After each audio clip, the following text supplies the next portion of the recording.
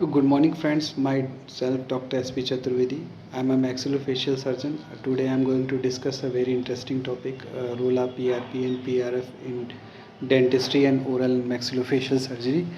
तो maxillofacial surgery में PRP और पीआरएफ का क्या रोल है, ये मैं आज डिस्कस करूँगा। सबसे पहले हम लोग समझते हैं कि पीआरपी क्या होता है, पीआरएफ क्या होता है।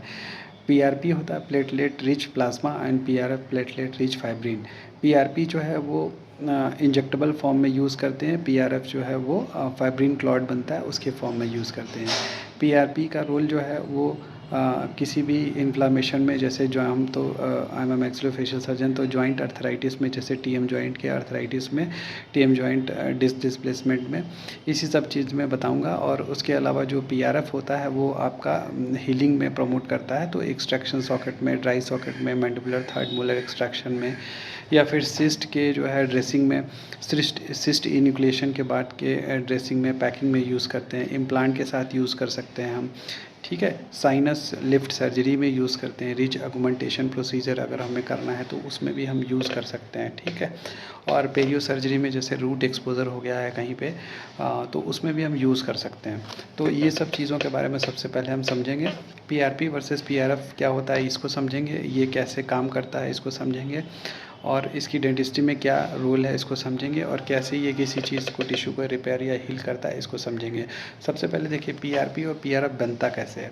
ये दोनों सेंट्रीफ्यूगेशन प्रोसेस से ही बनता है। पेशेंट का बोन ब्लड होता है, 10 से 20 ml ब्लड ले करके टेस्ट ट्यूब में डाल करके उसको सेंट्रीफ्यूज़ करते हैं।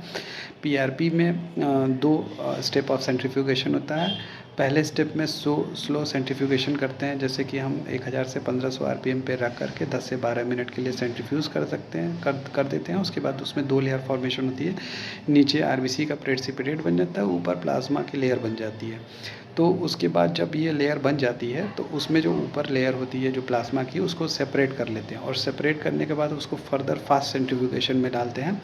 और फास्ट सेंट्रीफ्यूगेशन में फिर से 2 लेयर बनती है। जो सुपरफिशियल होती है उसमें लेस ग्रोथ फैक्टर होते हैं, और सेकेंड लेयर में रिच ग्रोथ फैक्टर होते हैं। तो सेकेंड लेयर का यूज़ करते हैं किसी भी इंजेक्टेबल साइट में।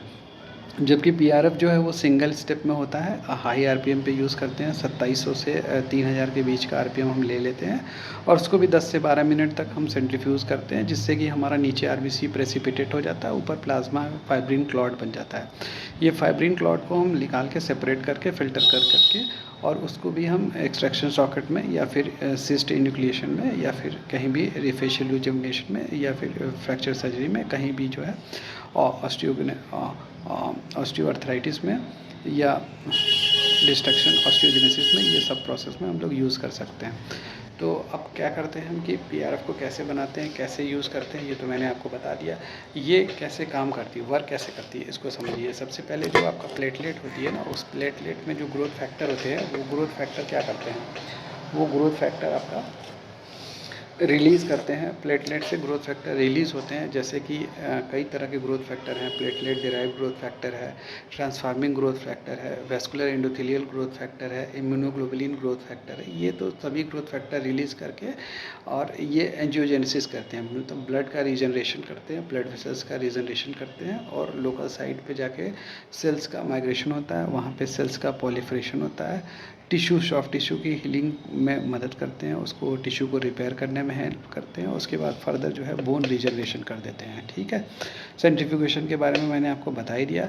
इस फीचर के बारे में इसको समझो, ये 100% नेचुरल प्रोसेस है। इसमें ये ऑटोजीनस क्राफ्ट होता है, बायोकम्पैटिबल है, चेयर साइड प्रोसीजर है, और cost wise very least reasonable price, very list price है, वेरी रीज़नेबल प्राइस है। तो इसका रोल जो है हमने बताई दिया आपको, कहाँ कहाँ यूज़ करते हैं, और ओरल सर्जरी में कहाँ कहाँ यूज़ कर सकते हैं वो भी मैंने आपको बता दिया है। और उसके बाद ये जो डेंटिस्ट्री में कॉम्प्लिकेशन आती है ड्राई सॉकेट की, उसमें तो ये रामबाण की तरह काम करता है। कैसे करता है, ये ब्लड क्लॉट को स्टेबलाइज़ करता है। इसका जो फाइब्रिन क्लॉट है वो ब्लड क्लॉट के साथ मिलकर उसको स्टेबलाइज़ कर देता है, और उसके बाद जो है ये क्या करता है, प्रोटेक्ट करती है एक्सपोज बोन को, नर्व्स को प्रोटेक्ट करती है। उसकी वजह से क्या होती है, रिड्यूस कर जाता है पेन और इन्फ्लामेशन, और पेन इन्फ्लामेशन रिड्यूस कर जाता है, तो पेन किलर भी आपको अवॉइड करना है, और पेशेंट भी चाहते हैं कि कम पेन किलर खाएं, तो उसमें ये हेल्प करता है।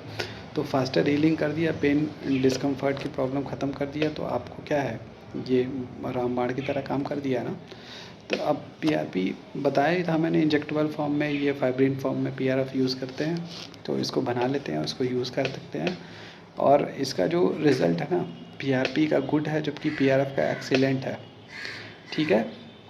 और जॉइंट डिसऑर्डर में ये बेस्ट काम करता है पीआरपी, जबकि सॉकेट हीलिंग में, सर्जिकल प्रोसीजर में, ठीक है, बोन रिजनरेशन में पीआरएफ का बहुत बेस्ट रोल है।